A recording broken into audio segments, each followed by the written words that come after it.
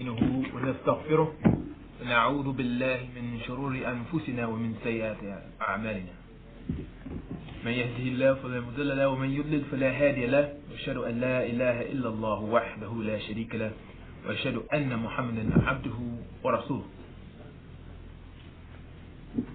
Inshallah, we're going to begin a series of workshops with our brother Jamal Zarabozo, who many of you know as the editor, publisher of Al-Bashir magazine, which is a very informative magazine devoted to Islamic studies. And he's done much work in the areas of Hadeeth, studies of Hadeeth. He's conducted many of these types of workshops and lectures around the country, and many of us have benefited by them. So inshallah, we're going to begin, and he's going to try to conduct again in a workshop style. It's not per se a lecture and then afterwards questions and answers as we've had up to now, but more so, as much as possible, the interaction during the workshop throughout it. We're scheduled to start now, and we should end. We're a bit behind time. We should finish at 3:45, inshallah ta'ala. And with that, our brother Jamal Zarabozo.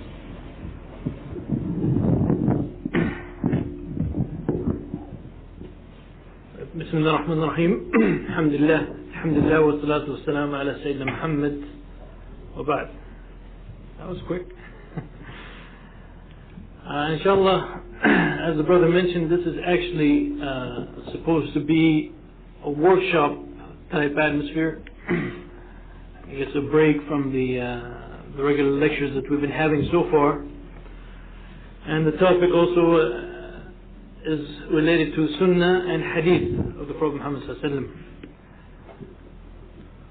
wasallam. Well, because some of you have heard these lectures before. In fact, many of you have heard these lectures or part of these lectures before, or at least heard my lectures on Hadith before. I'm going to try to discuss perhaps some topics that are not necessarily always discussed when discussing Hadith, because they are more of an usul al-fiqh type discussion. Well, inshallah, I'm going to do that to try to clear up some points that some people might be confused about. Well, as the brother mentioned also, inshallah, I'm going to try to make it a workshop type atmosphere. And so therefore I guess I'm going to move out if Salim is ready. I move very quickly when giving lectures, so you have to be very... I'm going to move out towards the crowd, inshallah, towards the masses. Inshallah, when I need you to out.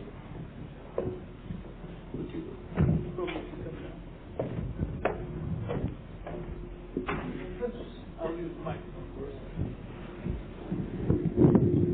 In particular, I'm going to have to ask you that when you speak, to please speak loud so everyone can hear you, because I don't want to have to repeat what it is you have said. Well, the first point I'd like to begin with, and this is also a point in which there is some misunderstanding or some confusion,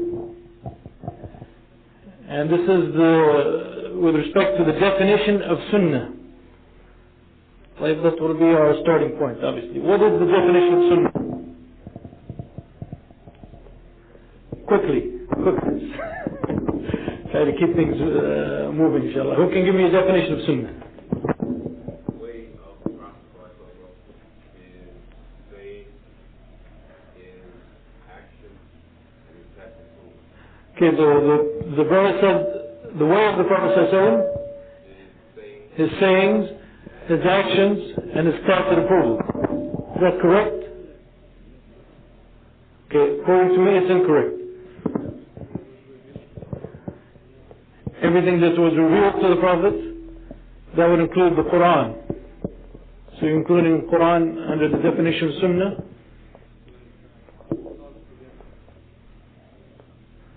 Let me see, by the way, if that microphone has. This one is kind of very loud. Okay. What he said, what he did, and what he approved. What he said, what he did, and what he approved. That's pretty much the same thing what you said, right? Okay. First of all, are we discussing this question from Hadeeth point of view, or Muhaddith point of view, or what? Your definition was from what point of view? From Hadeeth point of view? Okay, then it's definitely wrong. I give you a chance, but the one thing that confuses people is there's 3 definitions for the word sunnah. There's actually more than 3, but for now we'll confine ourselves to the 3.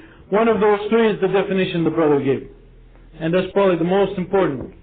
But that is not the definition from the scholars of Hadith point of view. Okay, first of all, sunnah linguistically means what? Pardon me? A path or a way. Okay, linguistically. But when scholars use the term sunnah, they have different meanings for it. A jurist, for example, and this is what confuses some people also sometimes. A jurist, a faqih, if he says sunnah, what does he mean? If he says this action is sunnah. Okay, now the jurists have a completely different meaning. It's closer to the linguistic meaning, or one aspect of the linguistic meaning. When a jurist says something is sunnah, they mean that that action is not obligatory. It is between permissible and obligatory. It's a sunnah, or other terms that mean the same, pretty much, or mustahab, mandub, recommended, and so on. Okay. So when the jurists use the word sunnah, he's using he's using it in a different context. He's using it to mean something that is not obligatory. Okay. So if you say, for example, if you ask a scholar necessarily about some action, and he might say that action is the sunnah of the Prophet Muhammad sallallahu alaihi wasallam, he didn't answer the question very clearly. Because what does he mean by sunnah in that case? You could ask him about the prayer 5 times a day, and he could say that's the sunnah of the Prophet Muhammad sallallahu alaihi wasallam. Ibn Mas'ud, one of the companions of the Prophet sallallahu alaihi wasallam, he used sunnah talking about the congregational prayers. He said this is the sunnah of the Prophet Muhammad sallallahu alaihi wasallam. He didn't mean it to in the sense that it's not obligatory. Okay.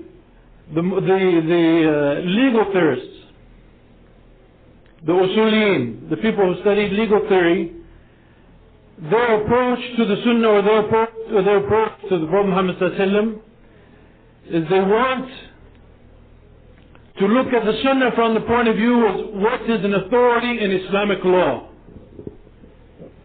What is an authority in Islamic law?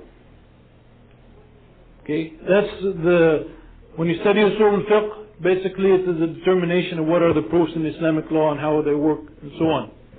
So the usuliyin, or the legal theorists, they define the term sunnah from the point of view of what is an authority in Islamic law. What would you say then is their definition of sunnah? Is the sayings of the Prophet Muhammad sallallahu alaihi wasallam, is the sayings of the Prophet Muhammad sallallahu alaihi wasallam a hujjah or proof in Islamic law?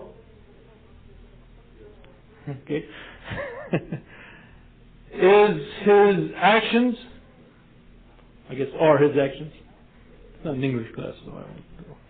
Are his actions a proof in Islamic law? Are the things that he approved of a proof in Islamic law? Okay. That definition that the brother gave, this is the usuliyin, or the legal theorist definition of sunnah. The actions and statements and tacit approvals of the Prophet Muhammad sallallahu alaihi wasallam.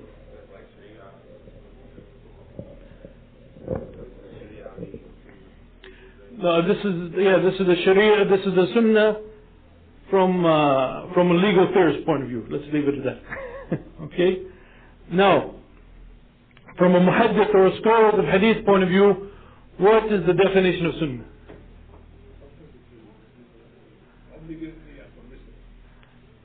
something between obligatory and permissible, that is the definition of the jurists, not of the scholars of hadith. So the scholars of hadith, they look at the sunnah from what point of view? What do they consider the sunnah?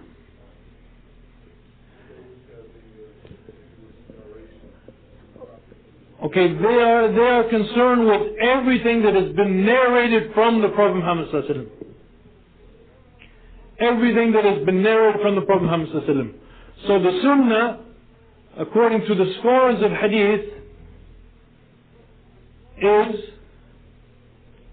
the actions, the statements, the approvals, the tacit approvals of the Prophet Muhammad sallallahu alaihi wasallam, and his features, his characteristics, whether natural or his behavior and so on. All of those form part of the sunnah according to the scholars of hadith. So when we talk about the authority of the sunnah, when we talk about it's obligatory to follow the sunnah and so forth, which definition are we talking about?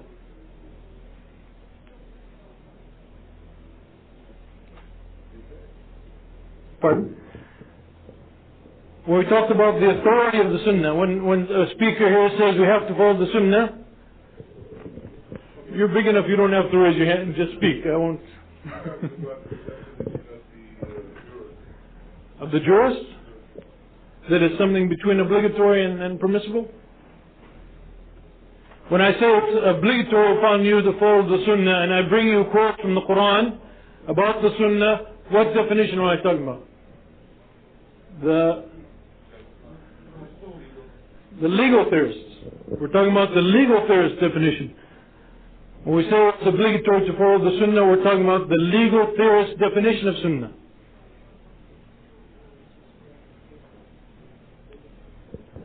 No, the legal theorist, that it says statements, actions, and tacit approvals. That's the legal theorist definition. Okay? So that's the definition of sunnah that we're going to begin with now.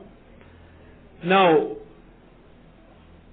going to the Qur'an, and I think the brother Abdullah Farsi in his speech earlier today, I think he mentioned some of what I want to mention now, so please forgive me.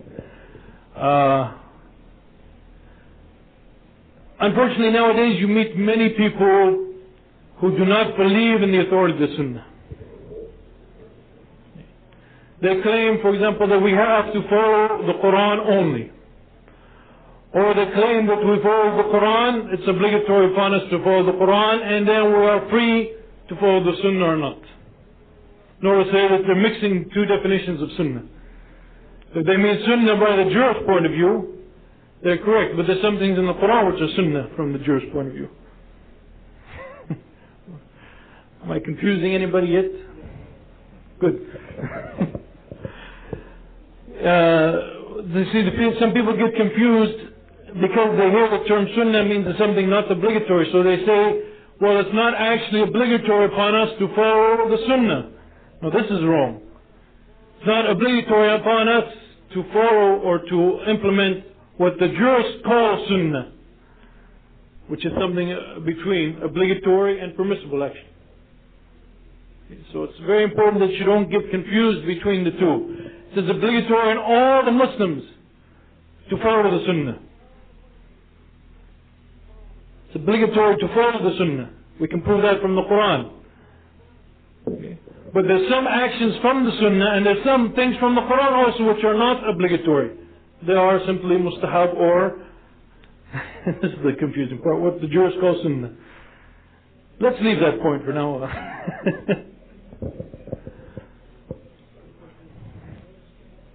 For example, in the Qur'an, Allah subhanahu wa ta'ala sometimes talks about the prayer in the night.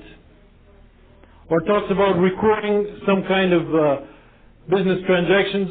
Allah subhanahu wa ta'ala talks about recording them. Okay? Those actions come from the Qur'an, are pointed to in the Qur'an, but they are Sunnah. In the sense that they are not obligatory. But the Prophet ﷺ prayed 5 times a day. When he made wudu, he did certain actions, certain order. Those actions are obligatory. They are from his Sunnah, but they are obligatory. Okay?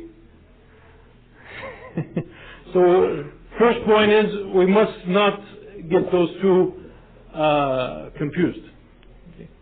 Now when we discuss with those people who don't believe in the authority of the Sunnah, obviously we cannot give them hadith to prove the authority of the Sunnah.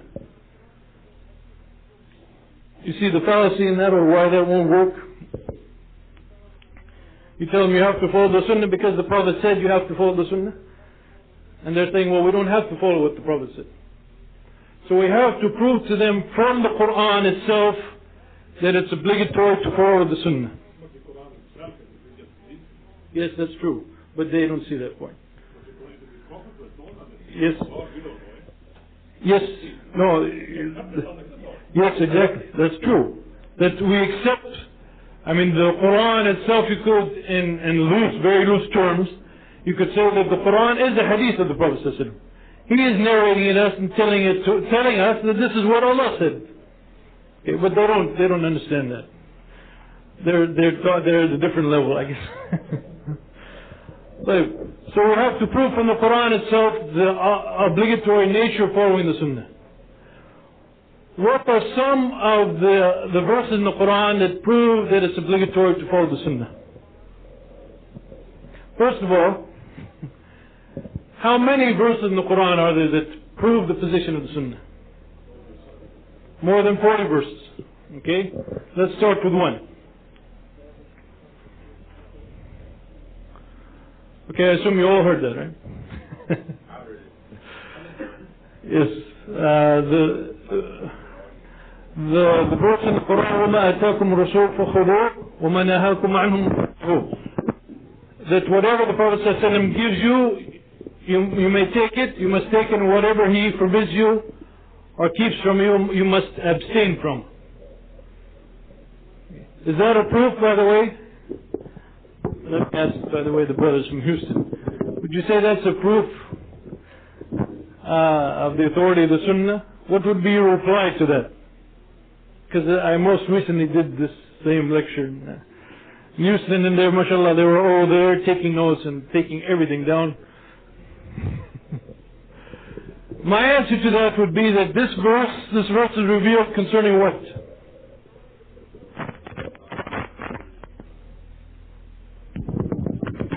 Wasn't it concerning when there was about the campaigns irrigating the land or something like that? No, not that verse. That's not that one. Okay, well, I don't know. Yes, I'm listening. Okay, it's revealed concerning the spoils of war.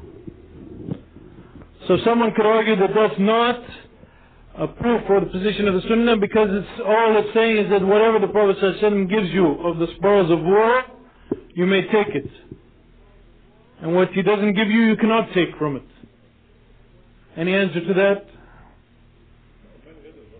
Okay, there are many other verses, but what about that particular argument?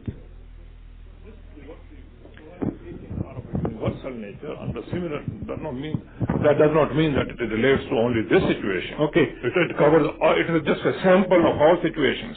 Now, the wording of the verse, the important thing is that the wording of the verse in general says whatever the Prophet gives you. Yeah.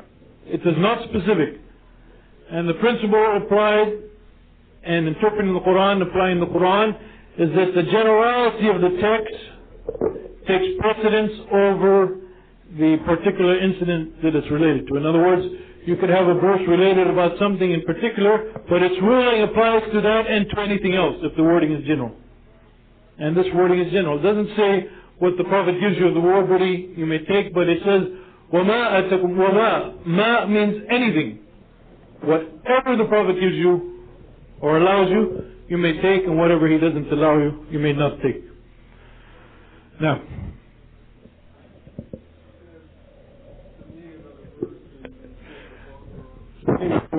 good job, Michelle.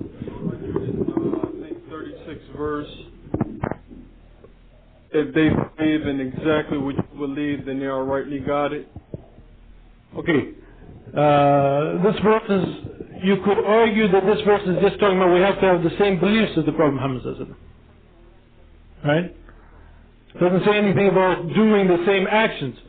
See, some of the people will say, okay, we believe and the belief in the angels and so on, but that doesn't mean we have to follow his footsteps.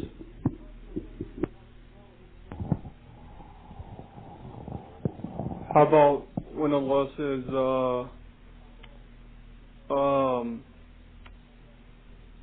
Aqimu Salah wa Atu Zakat in Surah Al-Baqarah, and reference, and using that verse in Surah Al-Kahf, the meaning more or less is, whoever believe in the last day or something of this, not let him perform righteousness, and do not associate any partners with and worship with Allah.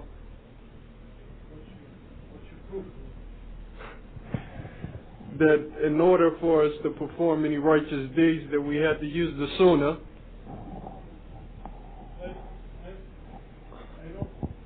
I don't think you could prove that from that. The most you could prove is that we have to, a righteous deed is what is defined in the Qur'an or defined by Allah subhanahu wa ta'ala. There's over 40 verses, right? We got one so far. The verse that said certainly in the Prophet Muhammad, you have an excellent example. Okay. Allah subhanahu wa ta'ala says, لَقَدْ كَانَ لَكُمْ فِي رَسُولِ اللَّهِ أُسْوَةٌ حَسَنَةٌ, that you have in the Prophet Muhammad sallallahu alaihi wasallam the best example for those who look forward to Allah in the last day. This is clearly showing us that for us, if we're looking towards Allah subhanahu wa ta'ala in the last day, that we have the way to behave. We can look to see the behavior of the Prophet Muhammad sallallahu alaihi wasallam, and this verse is clear that that way and that behavior is something that Allah subhanahu wa ta'ala is pleased with. But there's other much stronger, much clearer verses. For example, what about the ayat in the Quran that says that Allah sent down the Quran and gave the Prophet Muhammad sallallahu alaihi wasallam the wisdom or the knowledge to explain it to them so that they may know?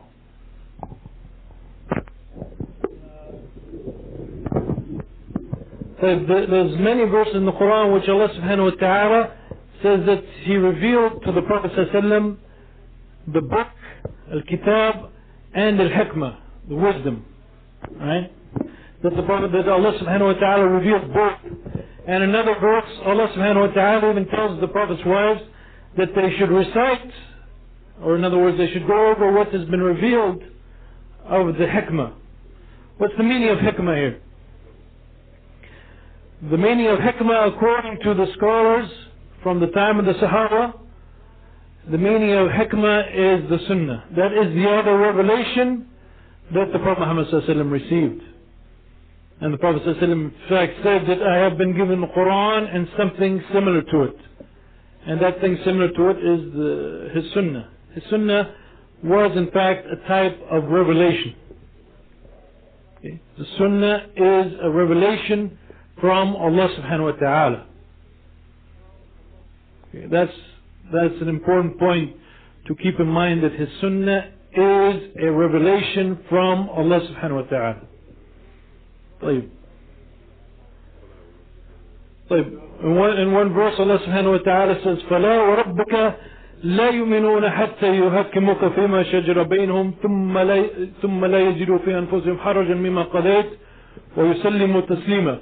Allah subhanahu wa ta'ala is swearing, saying, nay, by your Lord, they are not true believers until they accept you, Prophet Muhammad, as the decider of their affairs between them.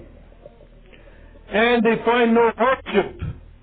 They find no hardship in their hearts concerning what you have decided. And they submit to you completely. This verse proves, and Allah subhanahu wa ta'ala is swearing in this verse, and this is the greatest swearing that Allah subhanahu wa ta'ala makes in the Quran. فَلَا وَرَبِّكَ, nay, by your Lord, they are not true believers until they accept the Prophet Muhammad sallallahu alaihi wasallam and follow his way and accept his decisions. Another verse says ما كان للمؤمنين ولا مؤمنات إذا قضى الله ورسوله أمرا أن يكون لهم خيرة من أمرهم ومن يعص الله ورسوله فقد ضل ضلالا مبينا.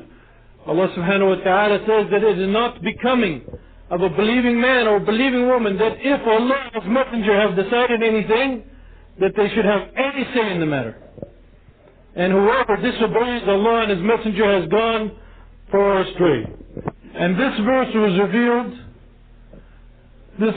revealed concerning a decision that the Prophet Muhammad ﷺ made. It wasn't from the Qur'an. It was concerning a decision that the Prophet ﷺ made, that one of the Sahaba, and she delayed in accepting his decision. And Allah subhanahu wa ta'ala described in this way by saying that no believing woman, or no believing man or believing woman, if Allah and His Messenger has decided anything. In other words, Allah subhanahu wa ta'ala is describing what the Prophet ﷺ decided, and saying if Allah and His Messenger decided something, then you have no say in the matter, you have to follow it. In fact, Allah subhanahu wa ta'ala says, وَمَنْ يُطِيعِ الرَّسُولِ فَقَدْ أَطَاعَ اللَّهِ, that whoever obeys the Messenger has obeyed Allah. Whoever obeys the Messenger has obeyed Allah. For example, أطيعوا الله وأطيعوا الرسول أولي الأمر منكم. Okay. فإذا تنازعتم, something like that. No. فردوا إلى الله وإلى الرسول.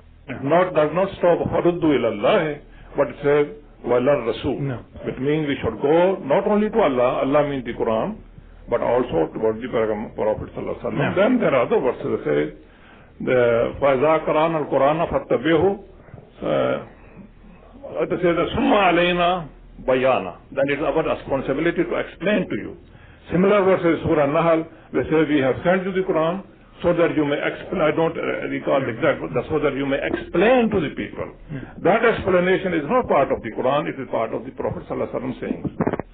So the first verse that he mentioned, يا أيها الذين آمنوا أطيعوا الله وأطيعوا الرسول وأولي أمر منكم فإن تنازعتم في شيء فردوه إلى الله والرسول إن كنتم تؤمنون بالله واليوم الآخر.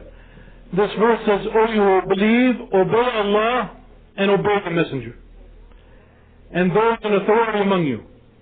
But the command for obedience, أطيعوا الله, أطيعوا وأطاع, it is in front of Allah and in front of the Messenger only. In other words, you have to obey Allah completely, and you have to obey the Messenger. And those in authority amongst you, it doesn't have the same verb in front of it.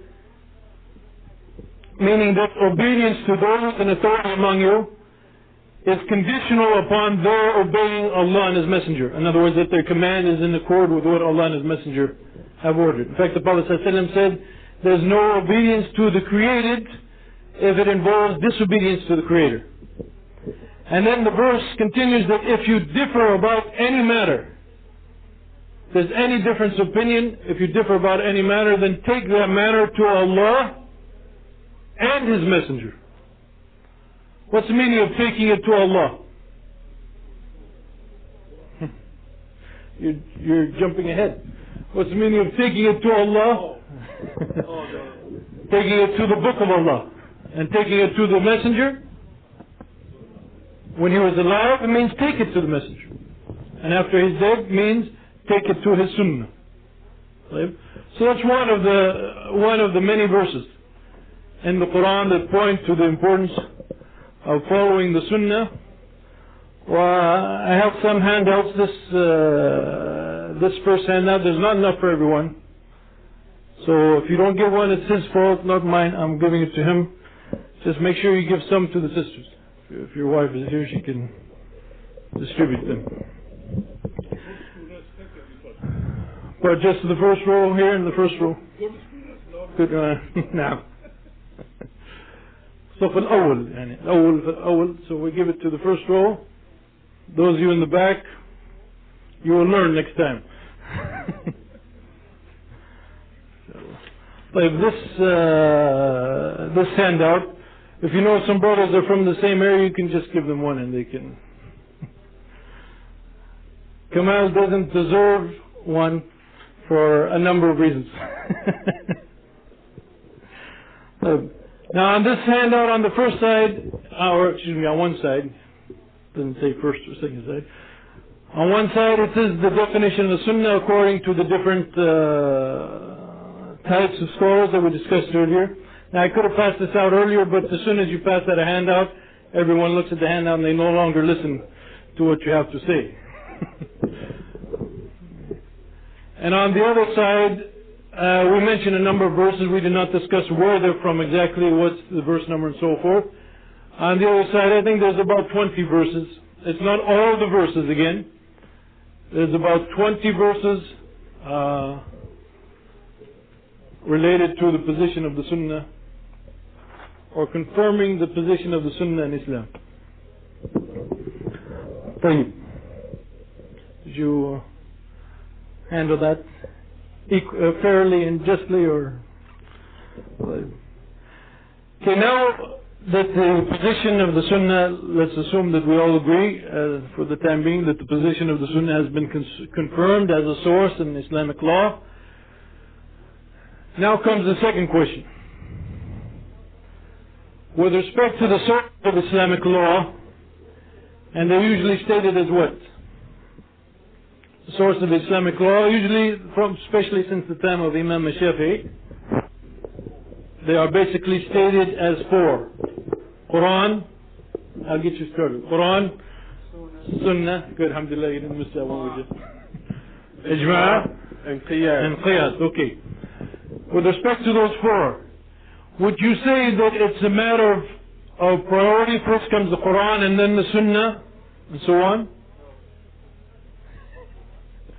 Or would you say it's the Qur'an and the Sunnah together maybe? And then Ijma' and so forth? Or would you say even the Sunnah comes first and then the Qur'an? Okay, Qur'an comes first.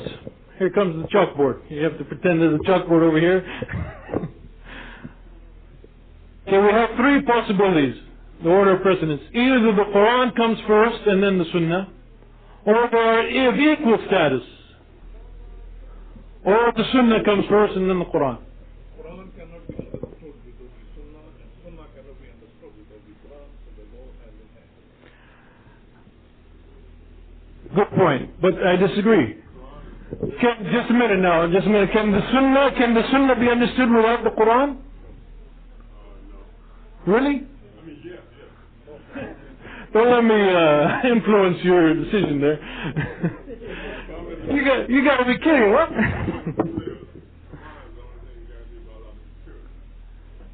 Oh, we'll discuss that too.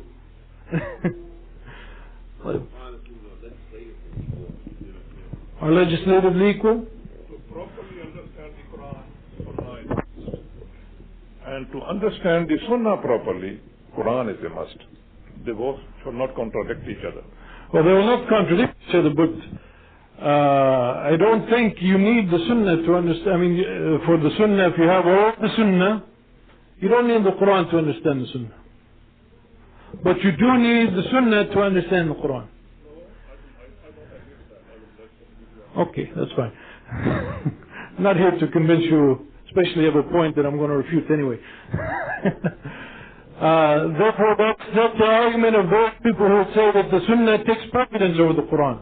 Because you can't understand the Quran without the Sunnah. If you have a book, for example, say you wrote a book like Al-Aqidah Tahawiyya, the book of Aqidah or Creed by Imam Tahawi. And it's like 15 pages.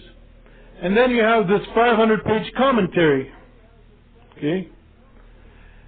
If you take that 500-page commentary and you take out the original work by Tahawi and you're still left with 490 pages, you don't need the original work. You'll be able to understand everything without the original work. Similarly, the Sunnah, if you have all the Sunnah, you don't actually need the Quran. But anyway, most scholars argue that the Quran comes first and then the Sunnah of the Prophet Muhammad. What is their proof for that? Do they have any proof?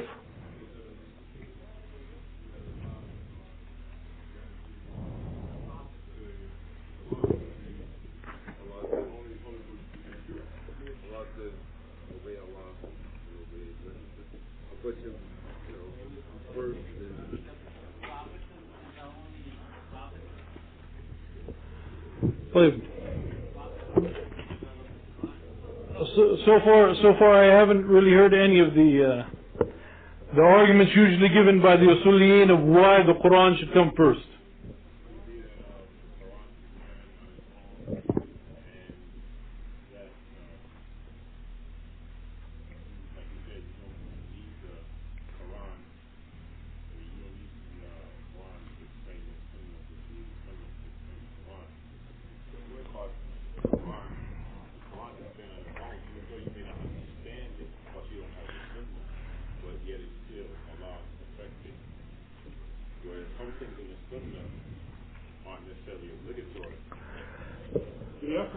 Okay.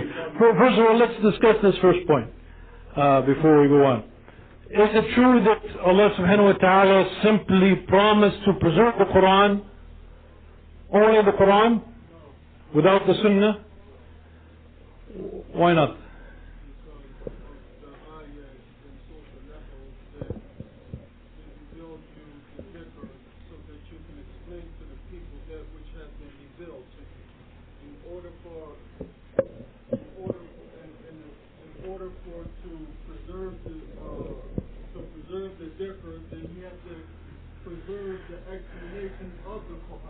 Okay. Well, there's another verse which says, "Inna nahnu nazalna dhikr wa inna lahu lahafidun." That we have revealed the dhikr and we shall preserve it. Okay. We have revealed the dhikr and we shall preserve it. What's the meaning? Don't be looking at your handouts now. I haven't gotten there yet. Especially not the backside. Whatever the backside is. What's the meaning of the word dhikr in the Quran? No, I'm sorry. What's the meaning of the word dhikr as it's used here in the Quran? Okay, the dhikr sometimes refers to the Quran only. Sometimes it refers to the Sunnah of the Prophet Muhammad ﷺ, and it can refer to both. Okay. And remember, as we said, both the Quran and Sunnah are revelations from Allah subhanahu wa ta'ala. And the Quran could not be understood without looking to the Sunnah of the Prophet Muhammad ﷺ. And we'll bring out, I guess we'll go over that inshallah, some proof for that we have to look to the Sunnah of the Prophet Muhammad ﷺ to understand the Quran. So when Allah subhanahu wa ta'ala is going to preserve the Quran, and when Allah subhanahu wa ta'ala is going to preserve this final religion from being distorted until the Day of Judgment, it means that He is going to preserve both the Quran and the Sunnah. And most likely the meaning of dhikr in this verse, إِنَّا نَحْنُ نَزَلْنَا الذِّكْرَ وَإِنَّا لَهُ لَحَافِظُونَ, that we have revealed the dhikr and we shall preserve it. The dhikr here refers to all of the revelation that the Prophet Muhammad ﷺ received, which is both the Quran and Sunnah.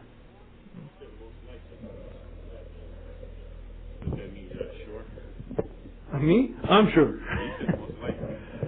What I mean by that, okay, I'll remove that word and say the meaning of dhikr here is the Quran wa Sunnah. Okay, and even so both the Quran and the Sunnah have been preserved. There's no question that both the Quran and the Sunnah have been preserved. They've been preserved through different means. The preservation of the Quran was slightly different from the preservation of the Hadith. Both of them were preserved by human beings. Okay, for example, after the death of the Prophet ﷺ, when they combined the Quran together, when Abu Bakr asked Zayd to combine the Quran together and to preserve the Quran, it was done by human beings. In the same way, the Hadith was preserved by human beings. So both of them have been preserved. Now in this handout, you have my permission now to look at the handout. Since we don't have a chalkboard, we're going to have to do it this way. Look at table 10-1. That's referring to chapter 10 of some book that many of you may never see in your lifetime. In the three columns, the first column when it says Q is superior to S, what I mean by that is that the Quran takes precedence over the Sunnah, and this is the opinion of Imam al-Shatibi and many other scholars.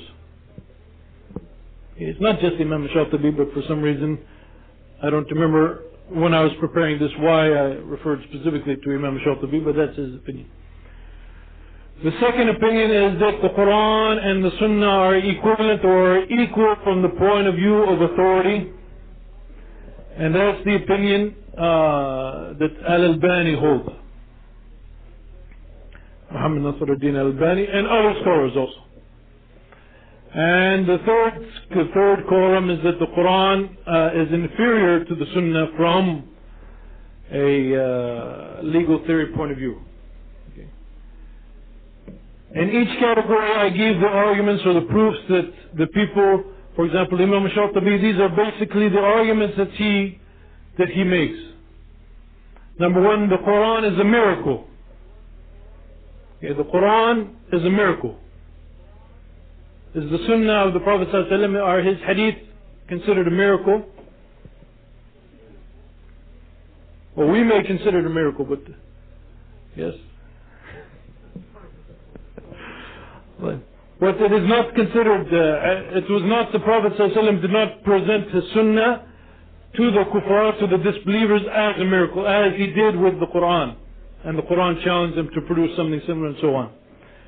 Okay, two, all of it is mutawatir or qat'i thubut. What we mean by that basically is that all of the Qur'an has been preserved in such a way that there's no doubt that it is correct, that it is the Qur'an that the Prophet Muhammad ﷺ received. Okay. The third one, the three should be on the next line, sorry about that. The Qur'an is a type of ibadah when it is recited. In other words, when we recite the Qur'an, the mere recitation of the Qur'an is considered a type of ibadah, and there's a special ajr, special reward for reciting the Qur'an. Fourth is the Hadith of Mu'adh. And what is the Hadith of Mu'adh?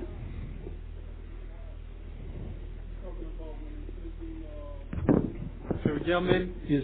and there was a tribute to Rasulullah alayhi salatu salam that how will you judge if you have a decision, and he said supposedly the Quran, and he said if you don't, I like the way it's supposedly. if you don't find in the Quran, then in the Sunnah.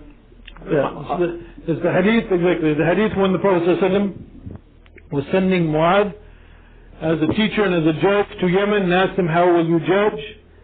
He said, I'll go by the book of Allah. And he says, if you don't find it there, he said, I will go by the Sunnah of the Prophet Muhammad ﷺ, and so on. Okay, that's the Hadith of Mu'adh. That's what's being referred to in number 4. Again, these are the proofs that, like Imam Shatibi and people like him, give for the precedence of the Quran over the Sunnah from Usul al-Fiqh point of view. The fourth one is the practice of Abu Bakr and excuse me, Abu Bakr and Umar. What am I talking about there? I'm talking about some narrations that mention that during the time of Abu Bakr and Umar, that if they ever had to decide anything, they would look first to find it in the Quran. If they didn't find it, then they would go to the Sunnah of the Prophet Muhammad ﷺ and so on. That's what's being referred to there. And sixth is kind of when you read Usul al-Fiqh or legal theory, you always get into these nice kind of interesting theoretical discussions. The Quran points to the authority of the Sunnah. In other words, the Sunnah would not be an authority without the Quran saying it is an authority. So therefore, the Sunnah is considered a branch of the Quran, furu'. And obviously the root takes precedence over the branch. I love books on Usul al-Fiqh and this kind of discussion. Now, without going into the other categories, first of all, you should realize that like number 1 and number 3 have no relevance whatsoever to the question at hand. Just because the Quran is a miracle, that doesn't mean therefore it should come before the Sunnah as a hujjah, as a proof, as an authority. There's no relationship between something being a miracle and its role or its rank as a proof in Islamic law. Okay? The Prophet ﷺ did some things in his lifetime which were miracles other than the Quran. We don't say, okay, those Sunnah that he did come before all other Sunnah because they're miracles. has no relevance whatsoever.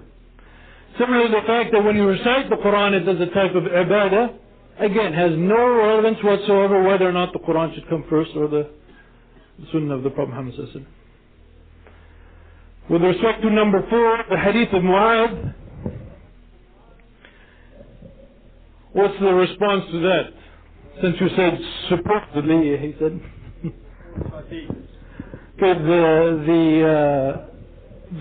Well, many scholars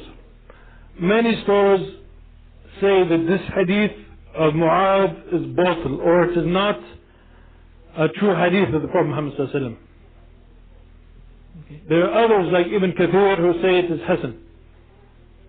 So if you follow those that say it is batil, then obviously you cannot use it as a proof. You cannot use a hadith which is not a hadith as a proof to establish the position of the Qur'an. Well, if we consider it Hasan, and we also consider number 5 with it, during the time of Abu Bakr and Umar, those statements that I mentioned, they are statements kind of simplistic statements, that they used to go to the Qur'an first and used to go then after that to the Sunnah. Because we know from the time of Abu Bakr wa Umar that you will find a verse in the Qur'an that states something, but they would apply it according to how the Prophet ﷺ applied it. For example, the law about marrying 2 sisters at one time. The Qur'an mentions that it's illegal to marry 2 sisters at one time. Right? Doesn't mention, and says whatever is beyond that is permissible. But the Prophet ﷺ said that it's also forbidden to marry a woman and her aunt at the same time. To be married to both of them at the same time. A woman and her aunt. Not just 2 sisters. Okay, during the time of Abu Bakr and Umar, it was forbidden to marry, obviously it was forbidden to marry 2 sisters, and it was obviously also forbidden to marry a woman and her aunt. Meaning they didn't just see that the Qur'an says you can't marry 2 sisters and whatever that else is permissible, but they applied it according to the Sunnah of the Prophet Muhammad sallallahu alaihi wasallam. In other words, they took the 2 together. And so those are narrations about them, by the way, which are not narrations from them. It's not Abu Bakr saying I go first by the Qur'an and then I look to the Sunnah and so forth. But these are rather simplistic narrations about how they judged during the time of Abu Bakr or Umar. And the 6th point doesn't really make any sense either, because also, as the brother mentioned, the whole basis of the Qur'an, that we believe in the Qur'an, is based on the hadith of the Prophet ﷺ, that he's saying it is the Qur'an and from Allah subhanahu wa ta'ala. So therefore, what is the root, or what is the asal, and what is the furu', or the branch? You cannot say the Qur'an is the asal. You could also say that the statement of the Prophet ﷺ. Well, the only thing left is number 2. All of it is mutawatir or qat'i thabut. That is the only argument left so far. That all of it is mutawatir or qat'i thabut. Well, this argument also can be answered. I didn't mention earlier. Mutawatir means it's, and actually we're going to get to that again. Qat'i thabut basically means here, it means basically the same thing, that there's no question that it is confirmed as the Qur'an, and that it has been preserved properly. Qat'i thabut means it is confirmed without any question. This is the Qur'an. Mutawatir means it's been narrated by so many people, and we'll get to that later, that there's no question about its authenticity.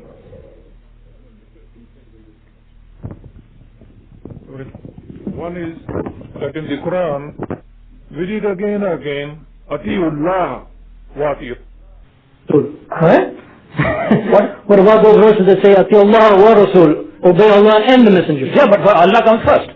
Oh, but they come together with well. Still they come, but still Allah is coming first. Nobody say Ati'u Rasul wa ati'ullah. Okay, what about those verses? There's a verse that says Ati'u Rasul, just obey the Messenger. then it says, and the verse says, "Man yati Rasul faqad ata Allah," that whoever obeys the messenger has obeyed Allah. yeah, that is true, but still condition is there, Allah's condition is there, because He is an explainer. He explains the Quran. That is why. Okay, there's no question that our obedience is to Allah. Okay, but that doesn't that we are worshipping Allah and we are working for the sake of Allah. Yeah. But this doesn't prove then that the Sunnah will be second to what the Quran says. No, the thing is, Sunnah is second. Okay, what about Hadith Qudsi? This is what I say. The authenticity of the Quran is 100% sure, and the authenticity of the Hadith is not 100% sure. As a whole? Is not 100% sure. As a whole? No, there are that the Sunnah has been preserved? No, Sunnah has been preserved. I say the pains which have been taken, the precautions which have been taken for the preservation of the Quran have not been taken. And the Quran is the exact word of God, and the Sunnah is the word of the narrator, and they differ. There are differences in the narration. When we hear a statement here, we go out, we always use different words. So okay, but don't. You can say that even with respect to the Quran, you'll hear people reciting the Quran differently from reciting something else. Don't compare the way we narrate Hadith with the way Hadith was preserved. You will find a lot of differences in the Hadith, in their interpretation, and then. Okay, interpretation has nothing to do with it. Another thing. In fact, just a minute. That's an argument. The Quran is qat'i thubut. It has been confirmed that this is the correct Quran. Yes. Much of the Sunnah also is qat'i thubut. Yeah. Okay? Now, just a minute. But from the point of view of usul al-fiqh, or what is a hujjah, what is even more important is whether or not it is qat'i dalala. Qat'i dalala means that its meaning is clear. It only has one meaning. It cannot be open to interpretation. Many of the verses in the Quran are not qat'i dalala. Yeah, you're right. Okay? But many hadith of the Prophet ﷺ are qat'i thubut and qat'i dalala at the same time. So therefore in that case, which should take precedence? The Quran, which is qat'i, or it is not qat'i dalala, it is dhamni dalala, or a hadith which is both qat'i thubut or qat'i. Quran will overrule everything. Everything, whether it is qat'i dalala or not, it will rule everything, whatever the hadith you bring it. Okay. The main person, the thing is... Just a minute. Let me finish. Well, we have to first of all discuss that one, because that's wrong to say that. And this is something agreed upon by all of the schools of fiqh. If a hadith of the Prophet ﷺ is proven to be from the Prophet ﷺ, what do you mean it's not sure? If a particular hadith is proven to be from the Prophet Muhammad ﷺ, there are hadith which are mutawatir. And now if you're going to tell me we're not sure the Prophet said that, then you're going to tell me that all of the Quran we're not sure any, okay. So there are hadith which are confirmed from the Prophet ﷺ, and there are qat'i dalala, meaning their meaning is clear, it has only one meaning, it's not open to other interpretation. Okay? There might be a verse in the Quran on the same topic which is dhamni dalala. In other words, it could have many meanings. Which one takes precedence in the law? Do we have to interpret that verse or apply the sunnah, the verse is qat'i dalala, or do we have the right to go to the Quran and say that the Quran is open to interpretation and will follow this interpretation which goes against what the sunnah says? You have to go to the specific. You have to go to the specific text. I'm giving an example that we have a text like that. It is proven, it is what they call the Quran qat'i thubut, meaning there's no question that it has been confirmed and transmitted from the Prophet ﷺ, as you said, like the Quran. Okay? But the hadith is qat'i dalala, meaning it's not open to interpretation, it's clear what it says. While the verse in the Quran is dhamni dalala, or in other words, is open to interpretation. In that case, which one would take precedence? Both of them are confirmed from the Prophet Muhammad ﷺ, the Quran and the Sunnah. So if one is clear, its meaning is not open to interpretation, it takes precedence over in fact that's based on your argument that we cannot even understand the Sunnah of the Quran without looking to the Sunnah. Okay. Now, good.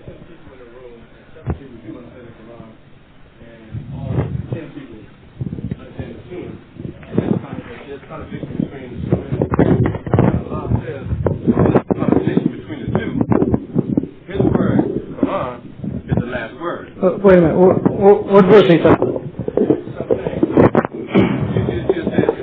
This wasn't clear as far as Sunnah and the Quran.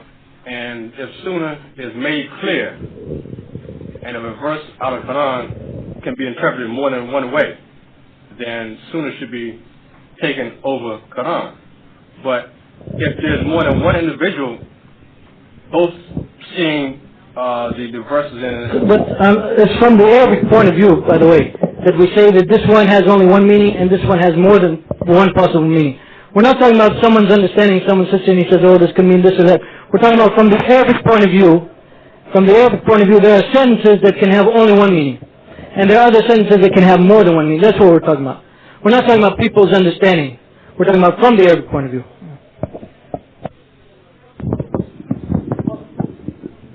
Yes, the whole issue could be, there's a very clear example in the Quran for the whole issue.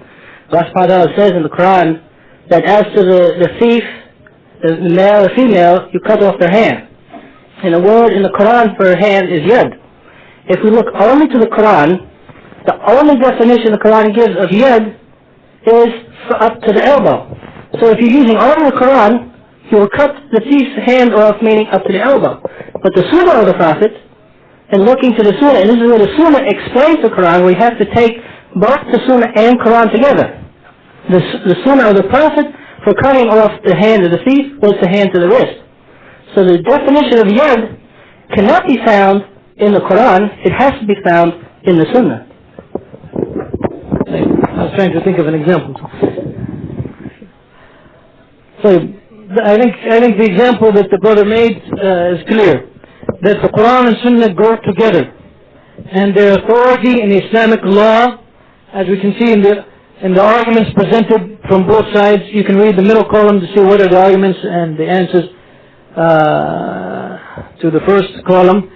That there's no proof, there's no authentic proof that the Quran takes precedence over the Sunnah of the Prophet Muhammad ﷺ, but instead the two of them go together. And the main point, the main reason behind all of that is that the reason we follow the Qur'an, is because it is a revelation from Allah. That is why it gets its status as an authority, because it is a revelation from Allah. This working? Okay, just a minute, let me finish please. It gets its authority because it is a revelation from Allah. Any revelation that comes from Allah, we have to follow. If the Prophet ﷺ was just given the Sunnah without Quran, we would have to follow him because the Sunnah that he received is a revelation from Allah. The reason for the authority of either the Quran or the Sunnah is the fact that it is a revelation from Allah. And since both the Quran and the Sunnah are revelations from Allah, they both have equal status in the law, and we take them together as one in the Sharia. Now, in many cases, for example, Imam Shatibi's opinion, I put it there in the first category.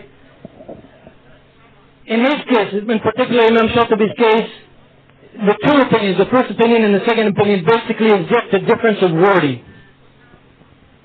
It is basically among the scholars, it is basically a difference of wording. That is, they say that the Quran takes precedence over the Sunnah, yet when they apply it, they say that we need the Sunnah to explain the Quran. And we cannot apply the Quran without looking to the Sunnah. So in other words, they do take it together. So among the scholars, there's no problem which opinion actually they follow, because in practice, it is the same. And the only reason I even brought this topic up is because among some people who perhaps are not that well grounded in this area, they get confused because they hear people saying that in the first part the Quran comes first and then the Sunnah. And then immediately in their mind they begin to think that the Quran somehow has some place, that we have to take it and whatever it says we have to follow, and then the Sunnah comes someplace underneath, and if we don't follow the Sunnah, if we don't obey the Prophet, it is not like we didn't obey the Quran or we didn't follow the Quran. And that is wrong. And that is the thing that I'm trying to clear up here. That when it comes to following the Quran and Sunnah, we take them as the same source and we do our best to follow both of them. Now again, as I mentioned earlier, there's some things in the Quran which are obligatory, there's some things which are preferred, some things which are mubah, and so on. The same with the sunnah. But the point is that we take the two of them together. A muad is follow the Quran with the sunnah. Is that it? If you accept that hadith, probably there's no reason to accept that hadith. It is not authentic hadith. No. But if you accept it, that would be the way you would have to interpret it, because you'll not find any case among the Sahaba in which there's a word in the Quran, for example, as the brother mentioned, yad, the hand. The hand means anything from here to here in the Arabic language. Okay? You'll not find any Sahaba who ever said, no, it says yad in the Quran, so I'll cut it from wherever I want. Here, whatever. None of them ever said that. So they all took the two together. And we can bring many examples. And in fact, I guess if we talk about the words of the Prophet Muhammad ﷺ, we'll talk about the indispensability, is that a word? The indispensability of following the Prophet Muhammad or of looking to his sunnah to interpret the Quran. Would you say that as another example of, because I was of that understanding until now myself, it's a misunderstanding to think that one has more authority over the other, and it's still not quite clear about the idea of, people say, well, that's only sunnah, you can do it or you don't have to do it, it's no sin if you don't do it, and that does cause a lot of confusion. But like I was going to ask you in regards to, would it be another example where you read, and this is only English, just reading the English translation, where it says, those who are guilty of the adultery, to flag them, and just give them whoopings, and yet in the Islamic law you hear that they're supposed to be stoned to death. So would that be another example of where we're looking at the Quran and the Sunnah equally, and then what would be the argument to the person who says, well, in the Quran it only says whoop them. So what authority do you have to say that this is what we must do if it contradicts? Then they say it contradicts the Quran, because one is death sentence and another is a beating. You opened up another topic. That falls under what Sheikh Jafar will be talking to you about, because by chance the example you gave, inshallah, did you have the microphone when you were speaking? Did you have the microphone just now when you were speaking? Okay, so I don't. By chance the example you gave is kind of a unique example. Okay. Because the example you gave about the stoning of the married adulterer, it's from a completely different topic. It is related more to ulum al-Quran and usul al-fiqh than it is to sunnah hadith, because that used to be a verse in the Quran. It used to be a verse in the Quran that you stone the married adulterer. There's three kinds of naskh or abrogation in the Quran. Well, I don't want to go into Sheikh Jafar's area. Maybe you can ask him, but I'll mention them briefly. Sometimes the abrogation, sometimes just the ruling of the verse is abrogated. The verse remains in the Quran, but its ruling has been abrogated. Like some of the verses in the Quran related to inheritance have been abrogated. Okay. Sometimes the ruling remains, but the recital has been abrogated. We no longer read the verse, but its ruling remains. And that's an example that you gave. It used to be in the verse in the Quran to stone the adulterer, the female and male adulterer. The reading has been abrogated. It was at one time part of the Quran. Okay? The reading has been abrogated. It's not in the Quran anymore. But the ruling is still applied. Now, how do we know it's applied? We know it's applied because of the Sunnah of the Prophet Muhammad sallallahu alaihi wasallam. So you could argue maybe it's related to the Sunnah. Yes.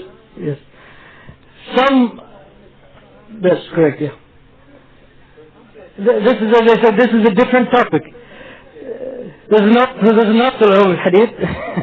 But the third case is something whose reading has been abrogated, and also the meaning is still. In fact, there was a verse in the Qur'an about the son of Adam that if he fills his stomach, he will wish to fill it again, and he will not be satisfied until his stomach is filled with dust. In other words, until he dies. So it used to be a verse in the Qur'an. Its meaning is still true, and in fact, there's a hadith similar to it. So there were verses in the Qur'an in the same way that over time the Qur'an was revealed. Also over time some verses was removed. Alhamdulillah, we still know them because the Sahaba said we used to recite this, but then the Prophet ﷺ did not recite it anymore. Brother Jamal. I'll let you bring that up with Sheikh Jabr, and he will thank me for it in the morning. I think he misquoted a verse. He said, do you say to the adulterer, flog him 100 times? You said that was a verse in the Quran. He said to the adulterer, flog him 100 times. I thought it was to the fornicator, flog him 100 times. It says to the fornicator. So he misread the verse, actually. It says, if you take the Arabic wording doesn't say, it says zani wa zaniya, which means either the adulterer or the fornicator. But we know from the Sunnah of the Prophet ﷺ, we know from those verses that reveal that it's talking about the unmarried or the fornicator. It's not talking about the adulterer. Inshallah, we had 3 questions here from the sisters. One, going back to something you mentioned earlier, if a certain hadith contradicts the Qur'an, do we follow the Sunnah over the Qur'an? So I guess one question arises obviously is, does the hadith contradict the Qur'an, authentic hadith? Okay. Of course you all heard the question, I have to repeat it. See, repeating the question allows me to think about the answer while I'm repeating the question. First of all, it depends, of course, what you mean by the Sunnah contradicts or hadith contradicts the Qur'an. Okay. In general, this isn't possible. It won't happen. Both of them are revelations from Allah subhanahu wa ta'ala given to the Prophet Muhammad sallallahu alaihi wasallam. They're not going to be inconsistent. So sometimes there might be what the scholars call an apparent contradiction. The hadith is talking about one thing and the Qur'an is talking about something else, but when you read them, not knowing what they're each talking about, it seems like they're contradicting. But when you study them in more detail, the hadith is talking about a particular case and the Qur'an is talking about another case. That happens a lot, especially among non-scholars. That will happen obviously much more among non-scholars. The scholars will understand this hadith is referring to this and this verse in the Qur'an is referring to something else. Now there could be 2 verses in the Qur'an, for example, that abrogate one another. So therefore we find a hadith or we find the Prophet ﷺ following the later one, and that will contradict the earlier verse, but there's no problem with that also because of the concept of abrogation. The third question, and this I'll not get into because it is much more usul al-fiqh than it is, and that is it possible for a hadith to abrogate a verse in the Qur'an? Okay, I'll leave that. I won't go into that. Okay. Well, if you want to cover that later, I won't ask that because that's here. Well then. Yeah. Another question though is, if there are many interpretations of a sunnah, but there's one interpretation in the Qur'an, which do we turn to for guidance? Okay, again, we're not talking about, if this question is directly related to the example I gave earlier, we're not talking about different interpretations. Okay? For example, the example that the brother mentioned again is relevant here. Or what I was talking about what I was talking about earlier, just a few minutes ago. We're talking about the Arabic language. Sometimes the Arabic language is open to more than one meaning, sometimes it's not. So for example, the word yad means anything from here to here. Okay? So that's the case in the Qur'an where the Qur'an is not clear about what does it mean by yad when it says to cut the hand of the thief. So again, please, we're not talking about different interpretations, but we're talking about the fact that the Arabic language is open to different meanings. We're not saying this scholar understood it this way and this one understood it this way and so forth. So if we have a case where the hadith is what is known as banni dalala, or it's not clear, or it's open to more than one interpretation, and the verse related to it is clear, there's no what's wrong with you? Okay, well you brought up the last example, can you give me I'll think about it. We have 3 more days. I can try to come up with it. In that case, obviously, here the Qur'an is explaining the Sunnah. I mean, we see the Hadith, it's open to more than one meaning, but the Qur'an is explaining what it means exactly. So again, it's no problem. We take the two together and we know what is the correct position. Inshallah, we have time for maybe one more question. We had someone here who didn't get a chance to ask anything yet. And what I suggest, if Jamal agrees with this, if Jamal agrees with this, inshallah, since these sessions will continue, there are 2 more scheduled workshops. That questions that you have now, please, put them down. Please bring this handout next time with you, the one that has the comparison between the Quran and Sunnah, because we want to get to the back side. So please, if you come later, bring it. Yeah, prepare your questions in an ordered fashion. That way, and it might even be best if... Don't be disorganized like the speaker. Prepare yourself in organized fashion. Is there a difference in the Sunnah and the Hadith? Definition of the terms? No, is there a difference? Like you said, sometimes you mentioned the Sunnah, you said it's Sunnah says this, and then you said Hadith says this. Is those 2 different? Okay. The technically speaking, the Sunnah is what the Prophet ﷺ actually did, actually said, and actually approved of, if we're talking, for example, from the legal theorist point of view. The Hadith is the body of literature that contains the Sunnah, that narrates about the Sunnah. And anything that says the Prophet did this or did that, we call that a Hadith. Some Hadith are authentic, some Hadith are not authentic. Okay, there's no such thing as an unauthentic Sunnah. Because the Sunnah is the actual thing that the Prophet ﷺ said or did. The Hadith are the reports of what the Prophet ﷺ said or did. Okay, so where do we find the Sunnah? We find the Sunnah in the authentic Hadith literature. Okay, but you could use the terms interchangeably. If what you mean by that, when I do that interchangeably, I mean the authentic Hadith of the Prophet ﷺ, say this or say that. What I mean by that is, in other words, the Sunnah is this or that. Inshallah, we're right on time. And I'm going to be as disciplined about that as possible so that we don't go over, and there's a lecture that's also to